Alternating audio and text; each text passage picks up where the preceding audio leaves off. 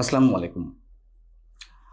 স্থানীয় সরকার বিষয়ক উপদেষ্টা আসিফ মাহমুদ সজীব ভুঁইয়ার বাবার নামে যে লাইসেন্স বের হয়েছে এবং সেটি নিয়ে বেশ সামাজিক যোগাযোগ মাধ্যমে কথা হচ্ছে, সেটির পরিপ্রেক্ষিতে আসিফ মাহমুদ ক্ষমা চেয়েছেন তার ফেসবুক স্ট্যাটাসে। এটা ভালো দিক। নিঃসন্দেহে যে ক্ষমা চাওয়ার প্রবণতা তো অন্তত দেখা যাচ্ছে। কিন্তু অভিযোগ তো অসংখ্য। সবগুলোর জন্যই কি আসিফ মাহমুদের মতন ব্যক্তিরা চাওয়ার সাহস আছে?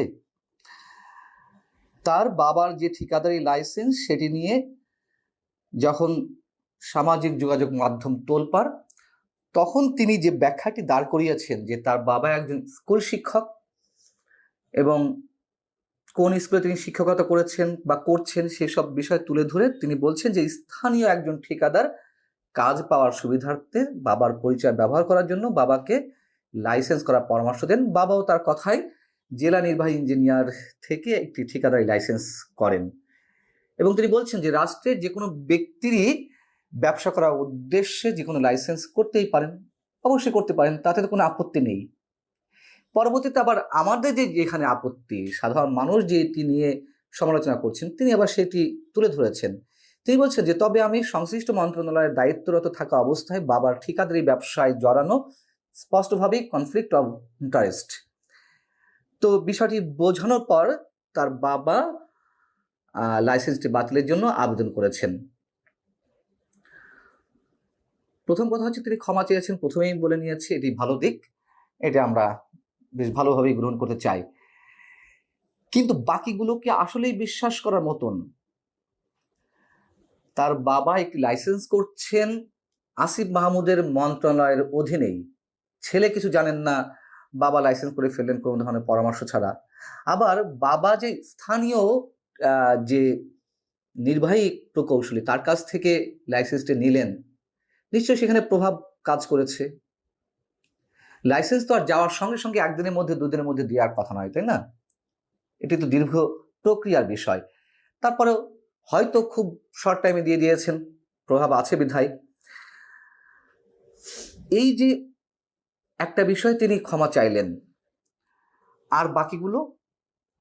তার এপিএস মোয়াজ্জেম হোসেন, তাকে সরানো নিয়ে যে লঙ্কাকাণ্ড ঘটে গেল এবং তাকে যে অব্যাহতি দেওয়া হয়েছে প্রশাসন জনপ্রশাসন মন্ত্রণালয় থেকে যেটি জানানো হয়েছে, সেটি নিয়ে এপিএস মোয়াজ্জেম হোসেন তার ফেসবুক স্ট্যাটাসে যেটি তুলে ধরেছেন যে তিনি পদত্যাগ করেননি, মানে তাকে অপসারণ করা হয়নি, তিনি পদত্যাগ করেছেন। এবং তিনি যেগুলো সেখানে দাবি করেছেন এর ব্যাখ্যা আমি গতকালই একটি কন্টেন্টে দিয়েছিলাম, আবার একটু মনে করে দিই প্রসঙ্গক্রমে, যেহেতু আসিফ মাহমুদ সজীব ভুঁইয়ার বিষয়টি এখনো চলছে সমালোচনার মধ্য দিয়ে। সেখানে বলা হলো যে রাষ্ট্রপতির অনুমোদনের জন্য তার এই বিষয়টি প্রজ্ঞাপন আকারে জারি করতে সময় হচ্ছিল বা জনপ্রশাসন মন্ত্রণালয়ের সময় লেগেছে। তিনি পদত্যাগ করেছেন 8 মার্চ।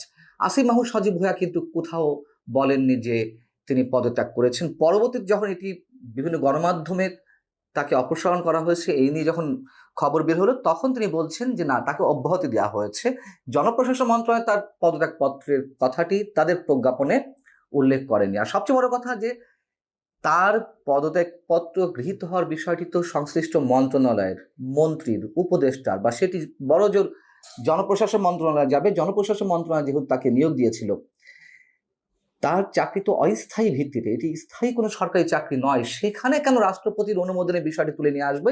এবং সেই বিষয়টিতে সমর্থন জানিয়েছেন আসিফ মাহমুদ সজীব ভুঁইয়া। তিনিও তার ফেসবুক পোস্টে উল্লেখ করেছেন যে না, তাকে অপসারণ করা হয়নি বা এমনি এমনি অব্যাহতি দেওয়া হয়নি, তিনি পদত্যাগ করেছেন। আমি গতকালই মন্তব্য করেছিলাম যে নিশ্চয়ই কোনো ধরনের দ্বন্দ্ব তৈরি হয়েছে বা মোয়াজ্জেম হোসেনের কাছে এমন কোনো খবর আছে, তথ্য আছে বা এমন কোনো দুর্বলতা আছে যেটিকে, মানে যে বিষয়টি একেবারে ডাহা মিথ্যাভাবে মোয়াজ্জেম হোসেন উল্লেখ করেছেন, রাষ্ট্রপতি বিষয়টি তুলে এনেছেন, সেটিকে তিনি সমর্থন জানিয়েছেন। এটির ব্যাখ্যা তিনি কি দিবেন? যেগুলো দেওয়ার সহজ, যে বাবা একটি লাইসেন্স করেছে, কারোর অনুরোধে করেছেন, এরকম আমরাও যে কেউ এরকম কোনো ধরনের অভিযোগের মুখে পড়লে এই ধরনেরই ব্যাখ্যা দেওয়ার চেষ্টা করি আমরা। তিনিও সেটি করেছেন। কিন্তু যেখানে রাষ্ট্রপতিকে উল্লেখ করা হলো যে পদত্যাগ তার কাছে গিয়েছে, তিনি অনুমোদন করেছেন, এত বড় একটি বিষয় তিনি কি ব্যাখ্যা দিবেন? এবং মন্ত্রণালয়ে যে তদবির বাণিজ্য, বদলি বাণিজ্য, নিয়োগ বাণিজ্য এগুলো হচ্ছে না, কতগুলোর জবাব তিনি এইভাবে দিবেন? দেওয়ার সৎসাহস আছে? নিশ্চয়ই নেই। আর এই যে আসিফ মাহমুদ, সজীব ভুঁইয়া, নাহিদ ইসলাম কিংবা মাহফুজ আলম, তাদের মতো ব্যক্তিদের প্রতি মানুষের যে আস্থা ছিল,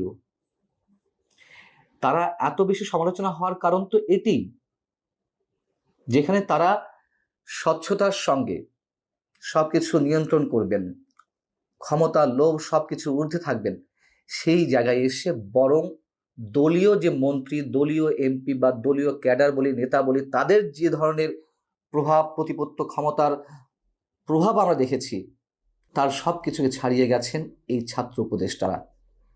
আর পুরনো কথা আর নতুন করে তোলার কিছু নেই, যে এখনো এই পর্যন্ত তাদের এই পদে থাকার নৈতিক কোনো ভিত্তি আছে কিনা, এখন সেই বিষয়টি তো সবাই ভুলেই গেছে, মানুষ ধরেই নিয়েছে, এগুলো আর বলে কিছু নাই, বলার কিছু নেই। এবং বিএনপি থেকে শুরু করে বিভিন্ন রাজনৈতিক দল তাদের যে পদত্যাগের দাবি করছিল, যে বিশেষ কোন রাজনৈতিক দলের সঙ্গে তাদের সম্পৃক্ত আছে, নাহিদ ইসলাম পদত্যাগ করেছেন, তারপরে তারা দুজন রয়ে গেছেন, এখন আসলে মানুষের অনেক কিছু সয়ে যাচ্ছে। সেই জায়গা থেকে সবচেয়ে বড় যে নীতিহীন কাজটি তারা করছেন, এখনো তারা উপদেষ্টা পদে রয়েছেন, সেই জায়গা থেকে তারা কিছুতেই পদত্যাগ করবেন না। নির্বাচন না হওয়া পর্যন্ত এটুকু বলা যায়, যদি কোনো ধরনের খুব বিপত্তিকর কিছু ঘটে, অতি চমকপ্রদ কিছু ঘটে, সেক্ষেত্রে হয়তো তারা কিছু করতে পারেন। তারপরেও এটি মোটামুটি বলা যায় যে তারা সেটি করবে না, কারণ তারা আছেনই এই কারণে, এই দলটিকে বিশেষ সুবিধা দিয়ে নির্বাচনে একটি বড় রোল তারা প্লে করবেন এই দলটির জন্য।